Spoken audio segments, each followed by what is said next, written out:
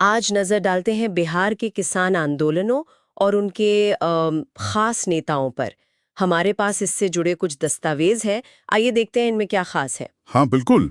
इन दस्तावेजों से हमें बिहार के किसान संघर्षों की एक झलक मिलती है, खासकर वो जो आज़ादी की लड़ाई के दौरान हुए। और ये देखना भी दिलचस्प रहेगा कि कैसे इन आंदोलनों ने न सिर्फ किसानों के हक की लड़ाई लड़ी, बल्कि देश के इतिहास पर भी अपनी छाप छोड़ी। सही कहा। तो शुरुआत कहाँ से करें?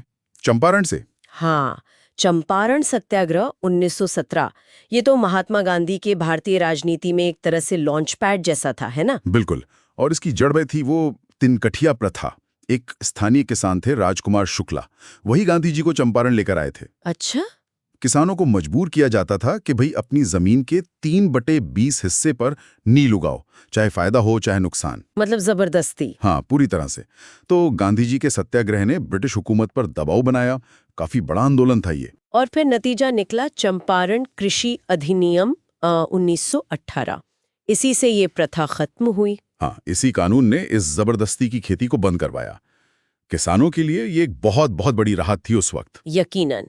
लेकिन किसानों को एक संगठित ताकत बनाने का असली काम तो शायद बाद में हुआ। हाँ, आप स्वामी सहजानंद सरस्वती की बात कर रही हैं। उन्हें यूं ही किसान आंदोलन का जनक नहीं कहा जाता बिहार में, बल्कि पूरे देश में भी। अच्छा। हाँ, उन्होंने ही 1929 में सोनपुर मेले के मौके पर बिहार प्रांतीय किसान सभा यानी BPKS की नींव रखी थी। बिल्कुल। सोनपुर मेला एशिया का सबसे बड़ा पशु मेला, वहीं पर यह संगठन के लिहाज से बहुत बड़ा कदम था। पहली बार बिहार के किसानों को इतने बड़े पैमाने पर एक अपनी आवाज मिली, जो अपनी मांगे सीधे रख सकें, मोलभाव कर सकें। और फिर देखिए 1936 में लखनऊ में उन्हीं की अगुवाई में अखिल भारतीय किसान सभा AIKSP बनी। अच्छा, तो पहले प्रांतीय और फिर राष्ट्रीय स्तर पर। हाँ, और एक दिलचस्प बात यह है कि BPKS के जो शुरुआती नेता थे वो ज्यादातर गांधीवादी थे, पर जल्दी उनका झुकाव कांग्रेस सोशलिस्ट पार्टी की तरफ हो गया। तो विचारों में एक बदलाव आ रहा था शायद, जमीनी हकीकत को देख के। इसी दौरान वो बकाश्त आंदोलन भी तो हुआ था 1936 से 38 के बीच। सही पकड़ा आपने। देखिए, BPKS और AIKS जैसे संगठन तो बन गए, पर असली लड़ाई तो जमीन पर थी, किसानों के मुद्दों पर थी। ये बकाश्त जमीनें कौन सी थीं? ये वो जमीनें थीं जो कभी छोटे किसानों की अपनी हुआ करती थीं, पर कर्ज वगैरह ना चुका पाने पर जमींदारों ने एक तरह से छीन ली थी। अच्छा। और अब जमींदार खुद उन पर खेती करवाते थे या दूसरों को देते थे। किसानों के लिए ये सिर्फ जमीन का टुकड़ा नहीं था, ये उनकी इज्जत का सवाल बन गया था। और स्वामी सहजानंद ने इसे एक बड़ा मुद्दा बनाया। बिल्कुल। उनका आश्रम था पटना के पास भाटा में। वहीं से उन्होंने इस आंदोलन को संगठित किया, आवाज उठाई, किसानों को एकजुट किया। और बात सिर्फ जमींदारों के खिलाफ नहीं थी। नहीं नहीं, भाटा में ही जैसे उद्योगपति RK डालमिया की चीनी मिल थी, तो गन्ना किसानों के हक के लिए भी वो मिल के खिलाफ लड़े। मतलब जहां भी किसानों का शोषण होता दिखा, स्वामी जी वहां खड़े हो जाते थे। स्वामी सहजानंद का अपना सफर भी तो काफी असाधारण रहा है। उत्तर प्रदेश के गाजीपुर में जन्म, भूमिहार परिवार से, फिर सन्यासी बने और उसके बाद किसानों के सबसे बड़े नेता। हाँ, उनका मूल नाम नवरंग राय था। शुरुआत में दंडी स्वामी थे, फिर 1920 में गांधी जी से मिले, कांग्रेस में शामिल हुए, असहयोग आंदोलन में कूदे, जेल भी गए। पर बाद में, जैसा उन्होंने अपनी आत्मकथा मेरा जीवन संघर्ष में लिखा भी है, उन्हें एहसास हुआ कि कांग्रेस, खासकर गांधी जी, जमींदारों के प्रति कुछ ज्यादा ही नरम है। अच्छा, ये मतभेद कब ज्यादा बढ़े? शायद 1934 के बिहार भूकंप के बाद। जब किसानों को मालगुजारी में राहत दिलाने की बात आई, तो ये मतभेद और साफ हो गए। उन्हें लगा कि कांग्रेस किसानों के हितों को प्राथमिकता नहीं दे रही, तो उन्होंने कांग्रेस छोड़ दी। और फिर उनकी विचारधारा ज्यादा क्रांतिकारी मार्क्सवादी होती गई। हाँ, उनका झुकाव साफ तौर पर मार्क्सवाद की तरफ बढ़ा।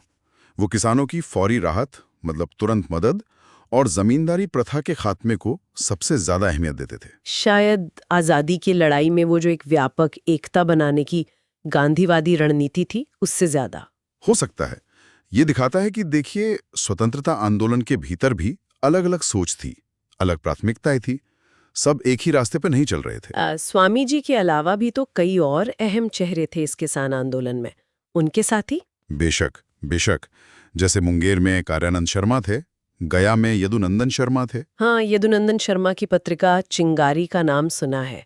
काफी तेज तर्रार मानी जाती थी। बिल्कुल। कार्यानंद शर्मा और यदुनंदन शर्मा, इन दोनों को तो स्वामी जी का एक तरह से लेफ्टिनेंट, मुख्य सिपाही सालार माना जाता था। और राहुल सांकृत्यायन, महापंडित राहुल सांकृत्यायन। हाँ, उनका भी बड़ा योगदान रहा। वो सारण जिले में ज्यादा सक्रिय थे। स्वामी जी की जो पत्रिका थी हुंकार, उसके संपादक भी रहे। और 1939 में एक अमवारी सत्याग्रह हुआ था, उसमें उनकी बहुत अहम भूमिका थी। तो इतने सारे नेता, इतने सारे आंदोलन, इनका कुल मिला के असर क्या रहा बिहार पर और देश पर? असर तो बहुत गहरा था।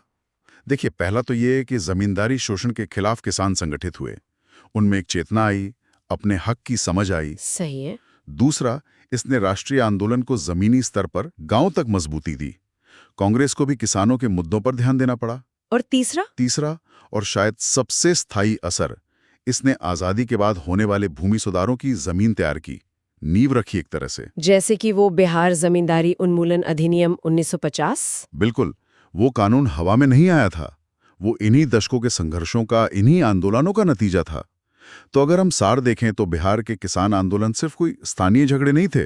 नहीं, बिल्कुल नहीं। इन्होंने भारत के सामाजिक और राजनीतिक दोनों ताने बाने को बदलने में, किसानों को अधिकार दिलाने में एक बहुत अहम भूमिका निभाई। और स्वामी सजानंद जैसे नेताओं का संघर्ष, उनका योगदान, वो वाकई ऐतिहासिक हैं। हाँ, इन संघर्षों की कहानी जानने के बाद ये सोचना लाजमी है कि आज के किसानों के मुद्दे क्या हैं, उनके संघर्ष के तरीके कैसे हैं, और वो इन ऐतिहासिक आंदोलनों की विरासत से कितने जुड़े हैं या शायद कितने अलग हो चुके हैं। इस पर भी सोचना चाहिए।